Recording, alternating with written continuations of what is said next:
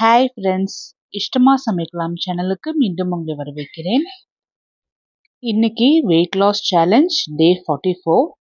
எப்போவுமே காலையில் எந்திரிச்ச உடனே வெறும் வயிற்றுல கருஞ்சீரகம் டீ குடிச்சிடலாம்.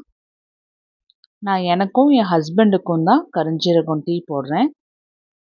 100 கிராம் கருஞ்சீரகத்தை நல்லா ட்ரை ரோஸ்ட் பண்ணிவிட்டு ஒரு கை நிறைச்ச கருவேப்பிலையை ஃபேனுக்கு கீழே நல்லா ஆற வச்சு ரெண்டுமே நல்லா பொடி பண்ணி இது போல் ஒரு ஏர்டைட் கண்டெய்னரில் ஸ்டோர் பண்ணி வச்சிட்டோம் அப்படின்னா காலையில் எந்திரிச்ச உடனே எப்பவும் டீ போடுறது போல் செஞ்சு எடுத்துடலாம்.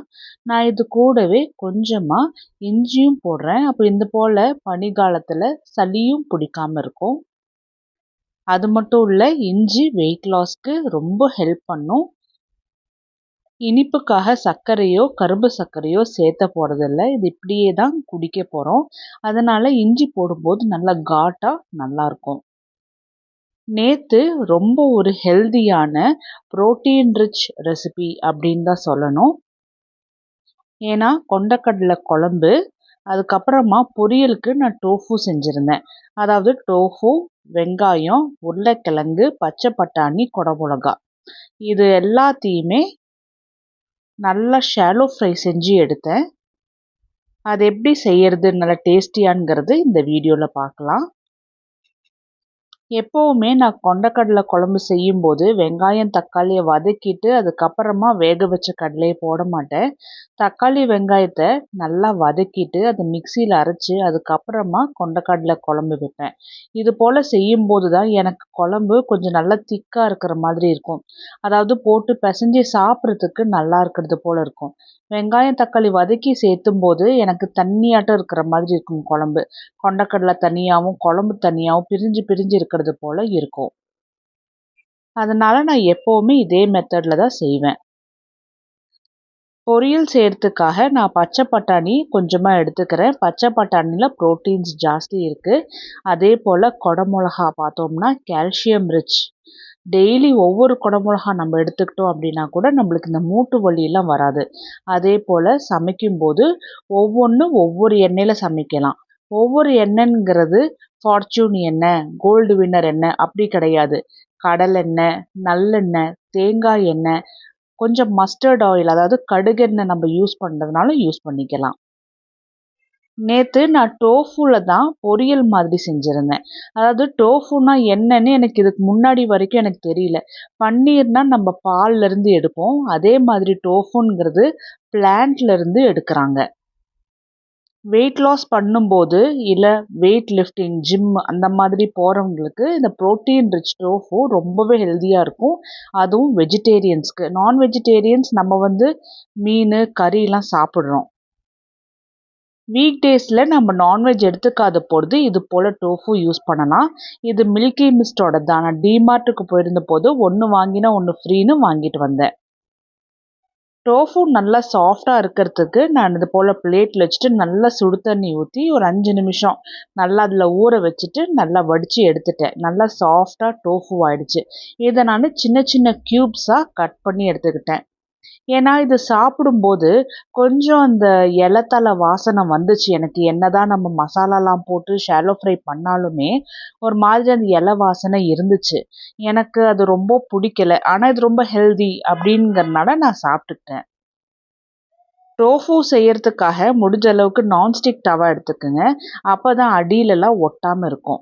இப்போ நம்ம ரெடி பண்ணி வச்சுருந்த காய் எல்லாத்தையுமே போட்டுக்கலாம். அதாவது உருளைக்கிழங்கை நான் உப்பு போட்டு வேக வச்சு எடுத்திருக்கேன். அப்புறம் பச்சை பட்டாணி, வெங்காயம், குடமிளகா, டோஃபு இது எல்லாமே கடலை எண்ணெயில் தான் நான் இது போல் நல்லாவே ஷாலோ ஃப்ரை பண்ணது போல் எடுத்துகிட்ருக்கேன். கடலெண்ணெய்க்கு பதிலாக கொஞ்சமாக பட்டர் கூட சேர்த்திக்கலாம், இல்லை கீ கூட சேர்த்திக்கலாம்.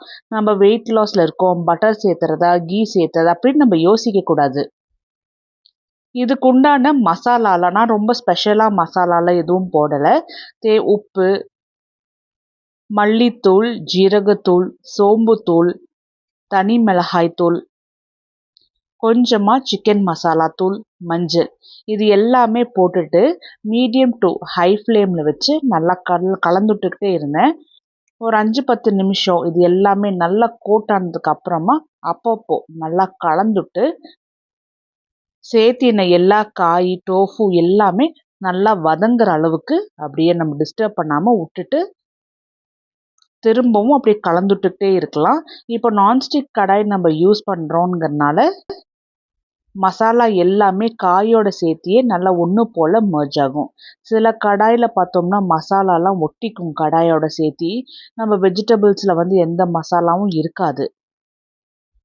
அதனால தான் நான் உங்களுக்கு நான்ஸ்டிக் தவா ஏதாவது அந்த மாதிரி ப்ரிஃபர் பண்ணிக்க சொன்னேன். வெயிட் லாஸ் பண்ணும்போது நம்ம எண்ணெய் வகை எதுவுமே நம்ம எடுத்துக்கல அப்படின்னா உடம்புக்கு தேவையான எண்ணெய் கிடைக்காம போயிடும். அது என்ன ஆகும்னா நமக்கு மூட்டு வலியெல்லாம் வர ஆரம்பிக்கும்.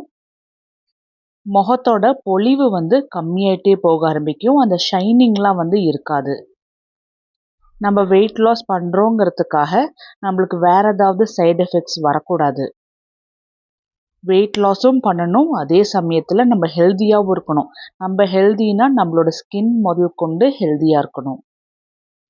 அதனால தான் என்னோட டயட்டில் நீங்கள் பார்த்துருப்பீங்க, குழம்பு செய்யும்போது 3லேருந்து 4 டேபிள் ஸ்பூன் அளவுக்கு நான் நல்லெண்ணெய் இல்லை கடலெண்ணெய் இல்லைன்னா தேங்காய் எண்ணெய் யூஸ் பண்ணுவேன். ஆனால் அந்த 4 டேபிள் ஸ்பூனுங்கிறது எல்லா குழம்புமே நம்ம சாப்பிட போகிறதில்ல. வீட்டில் இருக்கிற எல்லாருமே தான் சாப்பிடுவாங்க. அதனால இந்த 3லேருந்து 4 டேபிள் ஸ்பூன் எண்ணெய்ங்கிறது ஒரு பெரிய விஷயம் கிடையாது. டோஃபு பொறுத்த வரைக்கும் நல்லா மசாலா பிடிச்சிருந்தா தான் நம்ம நல்லா சாப்பிட்டுக்க முடியும். இல்லைன்னா அந்தளவுக்கு டேஸ்ட்டாக இருக்காது.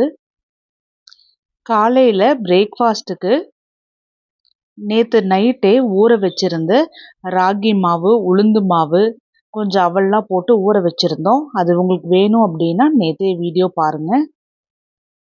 அந்த மாவில் நான் தோசை போல் ரெடி பண்ணிக்கிட்டேன். கொஞ்சம் நல்லா திக்காக ஊத்தப்பம் மாதிரி இருக்கும். இதில் நான் தேங்காய் ஊற்றிக்கிட்டேன். அவல் தேங்காய் எல்லாம் சேர்த்திருந்தனால மாவு ரொம்பவே சாஃப்டாக இருக்குது. இதில் அரிசி மாவு எதுவும் சேர்த்தாதனால நம்மளோட டயட்டுக்கு நல்ல ஒரு பர்ஃபெக்டான ரெசிபியாகவும் இருக்கும். காலையில் நல்லா வயிறு நிறைச்சி பசிக்காத மாதிரி எடுத்துக்கிறோம். அதே போல் மத்தியானமும் நல்லா பிடிச்சமான உணவாக எடுத்துக்கிறோம். அது போல் செய்யும்போது அந்த நாள் முழுக்குமே நல்ல ஸ்டொமக் ஃபில்லிங்காக இருக்கும். நைட்டுக்கு முடிஞ்ச அளவுக்கு ஃப்ரூட்ஸ் மட்டும் எடுத்துகிட்டு கூட ஸ்டாப் பண்ணிக்கலாம். மத்தியானத்துக்கு எப்போவுமே நீங்கள் என் பிளேட்டை பார்த்தீங்க அப்படின்னா நல்லா ஃபில்லாக இருக்கும், கலர்ஃபுல்லாக இருக்கும். ஃபஸ்ட்டு வந்து நம்ம கண்ணுக்கு விருந்து கொடுக்கறது போல் இருக்கும். அப்போ தான் நமக்கு சாப்பிட்றதுக்கு உண்டான அந்த டேஸ்ட் வரும், சாப்பிட்ணுன்னு தோணும். என் பிளேட்டை பார்த்தீங்கன்னா தினமும் தினையரிசி சாதம் செஞ்சுட்டு இருக்கறனால நான் நேற்று கோதுமை ரவையில் சாதம் போல் ரெடி பண்ணிவிட்டு நல்ல ப்ரோட்டீன் ரிச்சான கொண்டக்கடலை குழம்பு, டோஃபு தான் ரெடி பண்ணி வச்சுருக்கேன். இது கூடவே ஜீரக தண்ணியோட நம்ம சாப்பிட்றலாம். 6:30 மணிக்கு நான் கொள்ளு கஞ்சி தான் ரெடி பண்ணிகிட்ருக்கேன். ஸோ இந்த நம்ம மத்தியானம் சாப்பிட்றதுல இருந்து சாயந்தரம் இந்த கொள்ளு கஞ்சி எடுக்கிறது வரைக்குமே நான் ஸ்நாக்ஸுன்னு எதுவும் எடுத்துக்கல. அப்பப்போ ஜீரக தண்ணியை தான் நான் சூடு பண்ணி குடிச்சிட்ருந்தேன். ஸ்நாக்ஸ் சாப்பிட்ணும் அப்படிங்கிற ஒரு ஃபீலிங் வரல. இந்த கொள்ளு கஞ்சியில் என்னெல்லாம் சேர்த்திருக்கோன்னா 250 கிராம் கொள்ளு, 100 கிராம் ஜீரகம், 100 கிராம் சோம்பு. இது 3த்தையுமே நல்லா ட்ரை ரோஸ்ட் பண்ணிவிட்டு ஆறுனதுக்கு அப்புறமா மிக்ஸி ஜாரில் நல்லா 1க்கு 2 நல்லா பொடி பண்ணி எடுத்துட்டு ஸ்டோர் பண்ணி வச்சுருக்கோம். சாயந்தரமோ இல்லை வேணுங்கும் போதோ கொள்ளு கஞ்சி ரெடி பண்ணிக்கலாம். 1 டம்ளர் கொள்ளு கஞ்சி குடிக்கிறோம் அப்படின்னா 1.5 டம்ளர் தண்ணி எடுத்து அதில் 1.25 டேபிள் ஸ்பூன் அளவுக்கு கொள்ளு பொடி போட்டு கொஞ்சமாக கல்லுப்பும் போட்டு நல்லா கொதிக்க வச்சுட்டு சிம்மரில் பண்ணிவிட்டு வற்றின பிறகு பொறுக்கிற சூட்டில் ஆறுனதுக்கு அப்புறமா டம்ளரில் ஊற்றி அந்த சின்ன சின்ன திப்பிகளோட சேர்த்தி ஸ்பூனில் எடுத்து சாப்பிட போகிறோம். தைராய்டு பேஷண்ட்ஸ்க்கு நல்லாவே ஒரு ஹெல்ப்ஃபுல்லான வெயிட் லாஸ் ட்ரிங்க் இது.